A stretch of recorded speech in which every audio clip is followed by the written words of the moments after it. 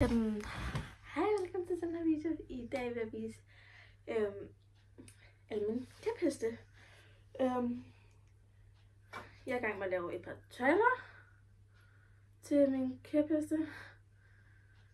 Og ja, det var nok ikke lige så spændende. Jeg har 8 kæpheste, som jeg skal igennem. Nu kan det helt lidt. Jeg skal igennem 8 kæpheste. Og jeg får en ny om lang tid. Som jeg køber fra den samme person. For hun selv laver sin kæpheste.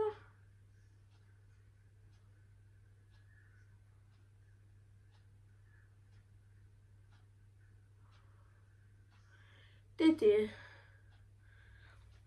Vi er sådan et par mellem 4, men ja, jeg starter bare fra den ende af, og jeg starter med alle mine drenge. Det er den ene dreng. Det er min kusine, jeg skulle sige min kusine. Og det er min Tybo.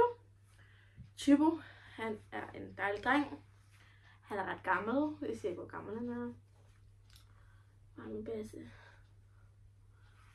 Han er en dejlig brun hest. Og jeg har opkaldt den efter min kusines levende hest. Altså, ja. Det er jo min ene dreng, jeg har. Han var ikke den første, jeg har. Videre til næste dreng. Så har jeg Oliver, min elskede dreng også. Og han er okay let. I forhold til en af mine andre hanner, jeg har, og hængst og sådan noget. Alle mine hænder, de er jo hængst. Undtagen Tybo. Han er valak, men han er stadig en hængst. Og han har hud på, fordi han er meget sensitiv med nogle ting, så det er derfor, at jeg har hud på ham. Han elsker blå hud med gul i kanten. Det betyder meget for mig. Og så har jeg Silver. Og min elskede Silver. Det skal jeg have reddet en strækker.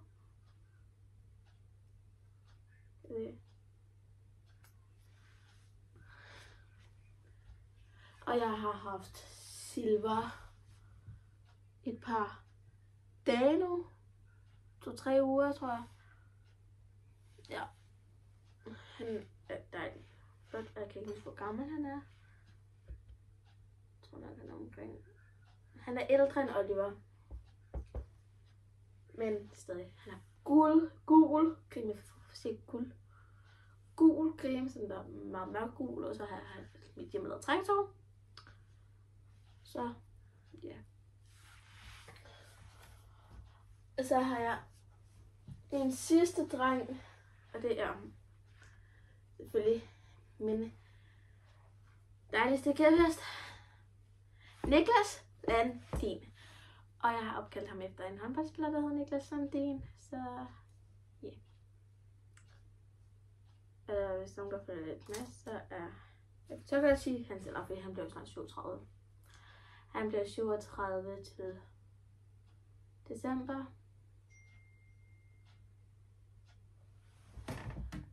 Jeg svarer lige om lidt efter, jeg har sagt næste. Det her det er min dreng, han er snart 37 til december.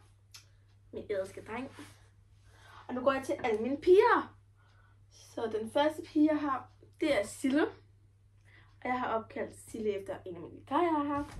Hun er ikke rigtig nogen endnu, men jeg fik hende den 24. december, og hun er føl stadig med at røde på hende.